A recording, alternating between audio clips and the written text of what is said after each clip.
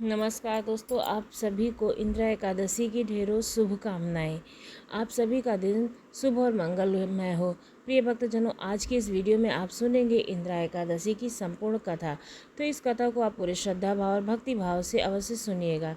तो प्रेम से बोलिए श्री हरि नारायण की जय हो।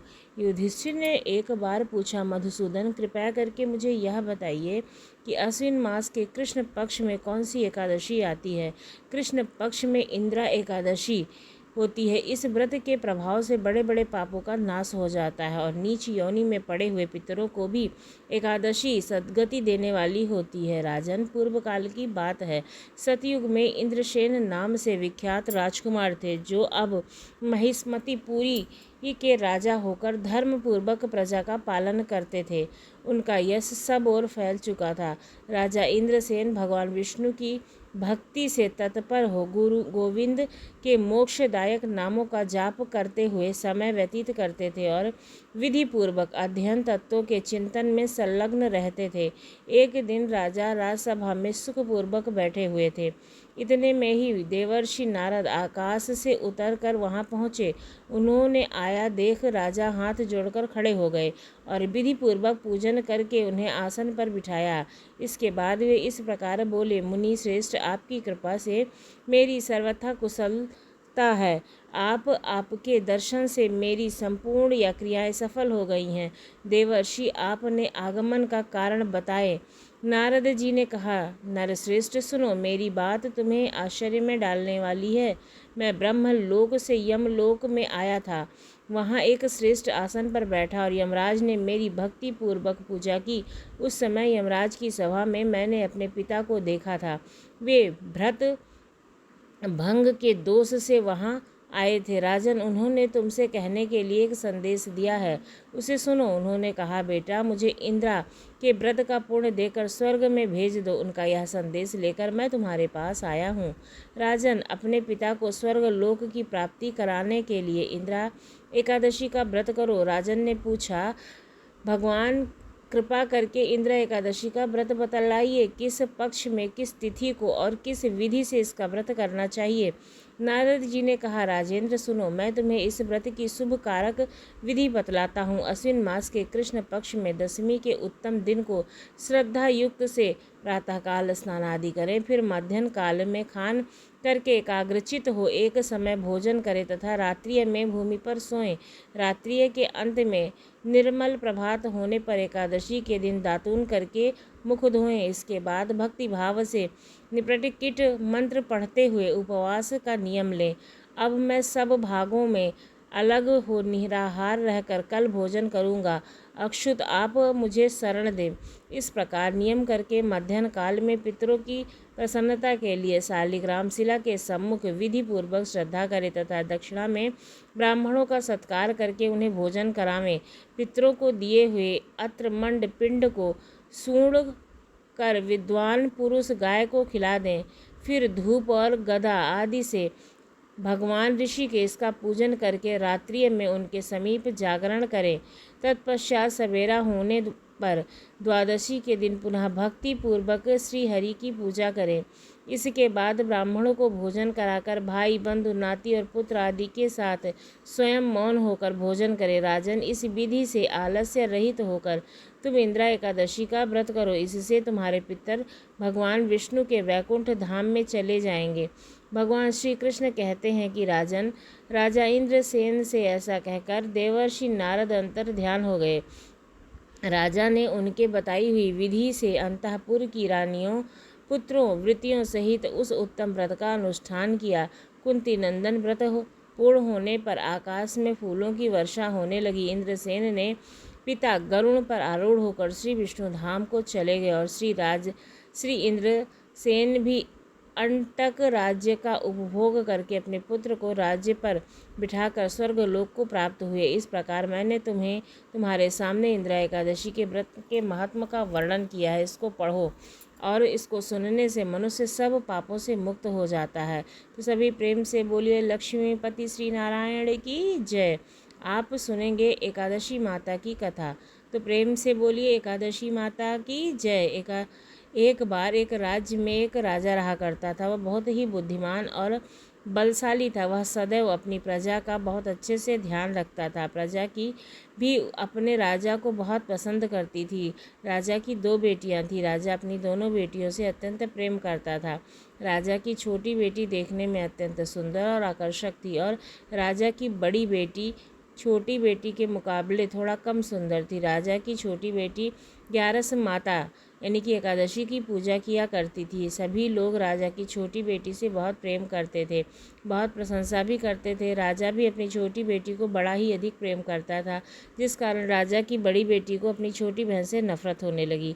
राजा की छोटी बेटी जब बड़ी हो गई तब एक पड़ोस राज्य में रहने वाला राजकुमार राजा की बड़ी बेटी के लिए रिश्ता लेकर आया। लेकिन जैसे ही राजकुमार की नज़र राजा की छोटी बेटी पर पड़ी, वह राजकुमार राजा की छोटी बेटी पर आकर्षित हो गया और उससे पहले नज़र से प्रेम कर बैठा। उस राजकुमार ने राजा की बड़ी बेटी के साथ विवाह करने से मना कर दिया और उसने राजा से कहा कि मैं आपकी छोटी बेटी से विवाह करना चाहता हूँ। जिसके बाद राजा की बड़ी बेटी यह देखकर अत्यंत क्रोधित हो गई और राजा की बड़ी बेटी ने छोटी बेटी को अपना सबसे बड़ा दुश्मन मान लिया। राजा की बड़ी बेटी ने अपनी छोटी बहन से बदला लेने का निर्णय लिया, जिसके लिए उसने अपनी छोटी बहन को जान से मारने का निर्णय किया। राजा की बड़ी बेटी ने अपनी छोटी बहन को मारने के लिए सबसे पहले एक लड्डू में जहर मिलाकर अपनी छोटी बहन को दे दिया और उसको लड्डू खाने को कहा। लेकिन लड्डू खाने के बाद भी छोटी बहन को कुछ नहीं हुआ। बड़ी बहन यह देखकर बहुत ही आश्चर्यचकित हुई, लेकिन बड़ी बहन ने हार नहीं मानी। उसने जब रात में छोटी बहन अपने कमरे में सो रही थी तब वह मटके में सांप रखकर उसे मारने के लिए छोड़ देती है, लेकिन सांप भी छोटी बहन का कुछ नहीं कर पाया। जिसके बाद बड़ी बहन ने अपनी छोटी बहन से कहा कि चलो हम लोग कुएं में पानी भर कर लाते हैं, जिसके लिए वह अपनी छोटी बहन को पानी भरने के बहाने कुएं के पास ले गई और उसने अपनी छोटी बहन को कुएं में धक्का दे दिया। लेकिन छोटी बहन को तब भी कुछ नहीं हुआ, लेकिन यह हर बार 11 माता उसकी रक्षा कर रही थी और उधर बड़ी बहन अपने सारे प्रयासों के बाद असफल हो रही थी, जिसके बाद वह बहुत क्रोधित होती जा रही थी। फिर उसने अपनी छोटी बहन के पास जाकर उसे खुद ही पूछ लिया कि तुम को क्या पता, भगवान ने सबकी मृत्यु एक निश्चित समय पर लिखी है और कैसे तुम्हारी मृत्यु होगी, क्या तुम जानती हो? तब छोटी बहन ने बहन को बताया कि मैं जानती हूँ मेरी मृत्यु कैसे होगी। छोटी बहन से यह सुनकर बड़ी बहन मन ही मन अत्यंत प्रसन्न होने लगी। उसने अपनी छोटी बहन से कहा, तुम मुझे अपनी मृत्यु का राज बताओ। छोटी बहन ने अपनी बड़ी बहन से कहा, मेरी मृत्यु एक तोते में है। जो तोते के गले में एक हार है, उससे मेरी मृत्यु निश्चित है। जब तक कोई भी व्यक्ति तोते को मारकर वह हार मुझे गले में पहनाएगा तो मैं मूर्छित हो जाऊंगी, और जैसे ही उस हार को अपने गले में उतारेगा वैसे ही मैं जीवित हो जाऊंगी।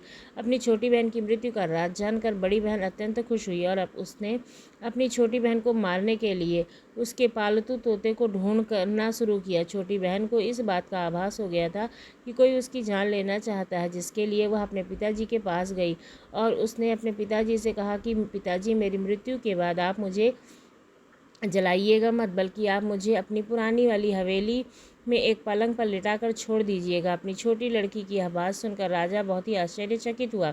राजा ने अपनी छोटी ही बेटी से पूछा, बेटी तुम क्या कर रही हो? तब राजा की छोटी बेटी बोली कि पिताजी, समय किसी के लिए नहीं रुका है, कब क्या हो जाए किसी को कुछ भी नहीं पता। और फिर राजा ने अपनी छोटी बेटी से कहा कि तुम मेरी बातें क्यों कर रही हो?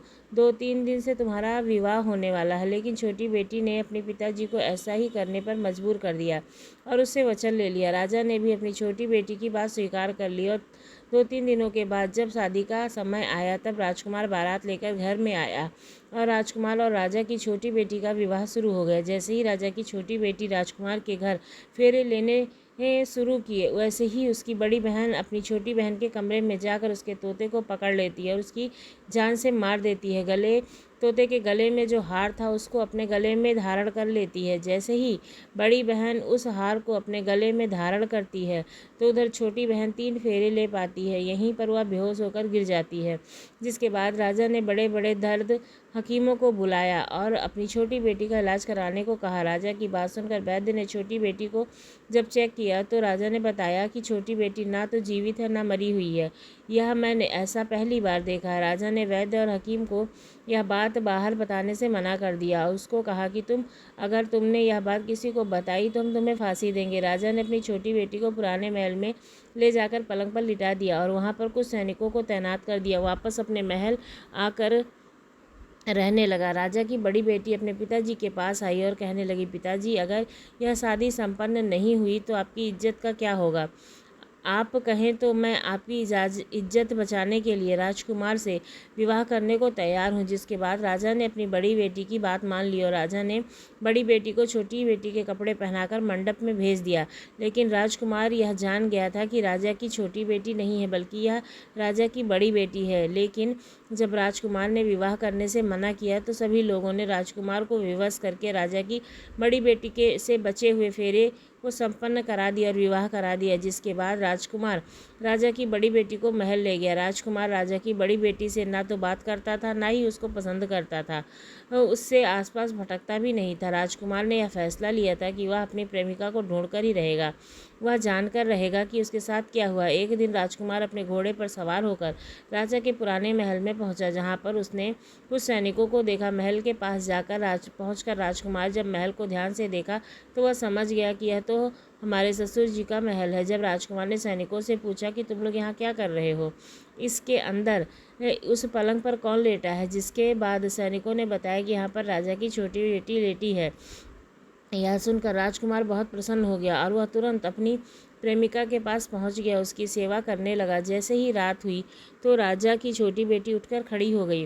राजकुमार यह देखकर बहुत खुश हुआ। उसने अपनी प्रेमिका से पूछा कि तुम यह क्या कर रही हो, तुम मेरे साथ मेरे घर चलो। राजा की छोटी बेटी ने राजकुमार को सारी बातें बता दी कि मेरी जान एक तोते में बसी थी और यह बात सिर्फ बड़ी बहन को पता थी। मुझे पता है, उसने भी ही मुझे मारने का प्रयास किया है। उसके पास एक हार है जिसको वह सुबह पहन लेती है और रात को उतार देती है। हार जब तक वह पहन कर रखती है तब तक मैं मूर्छित रहती हूँ और जैसी उतार देती है वैसी मैं जीवित हो जाती हूँ। जब तक मेरी बड़ी बहन के पास वह हार है मैं ऐसे ही जीवित और मूर्छित होती रहूँगी।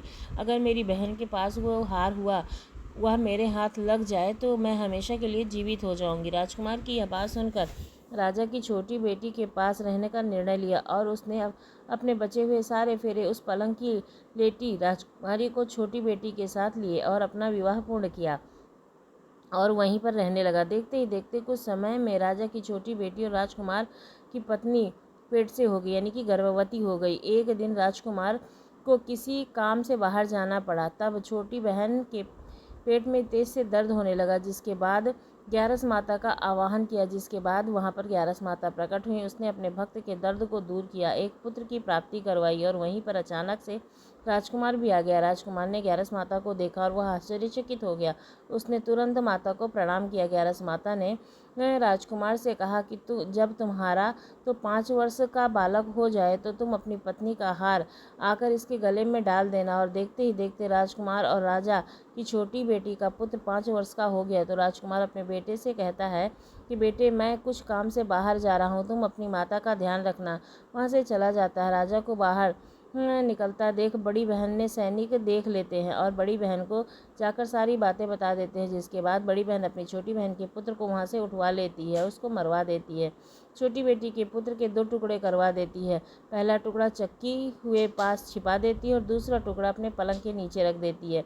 जब ग्यारस माता भिखारी का रूप लेकर आती हैं, एक भिखारी का रूप रखकर अपनी बड़ी बहन के पास ले जाती हैं, जिसके बाद वह भिक्षा मांगने लगती हैं। बड़ी बहन अपने नौकरों से कहती है कि जाकर भिक्षा दे दो, लेकिन जैसे ही नौकर ग्यारस माता को भिक्षा देने के लिए आते हैं तो माता उन्हें मना कर देती है और कहती है कि तुम्हारी महारानी से ही भिक्षा लूँगी। इसके बाद वह बिल्ली का रूप रख करके कमरे में जाती हैं और वहाँ पर छोटी बेटी के पुत्र के टुकड़े को वापस ले आती हैं और उन्हें जीवित कर देती हैं। फिर वहाँ से वह चली जाती हैं। राजकुमार अपने बेटे को लेकर अपनी पत्नी के पास जाता है और उसे कहता है कि इसका ध्यान रखना, अगर तुम इस बच्चे का अच्छे से ध्यान रखोगे तो मैं तुमसे बात करूँगा। एक दिन राजकुमार अपने बच्चे से कहता है कि तुम अपनी मम्मी से उनके गले का हार मांग लो। जिसके बाद राजकुमार का लड़का उसकी मम्मी के पास जाता है और कहता है, मम्मी, मुझे तुम्हारा हार चाहिए, तो तुमने गर्मी में पहन रखा है। यह सुनकर पहले तो बड़ी बहन बहुत क्रोधित होती है, पर उसको याद आता है कि राजकुमार कहता है कि अगर उसका ध्यान नहीं रखेगी तो उससे बात नहीं करेगा, जिसके कारण वह हार उसको दे देती है।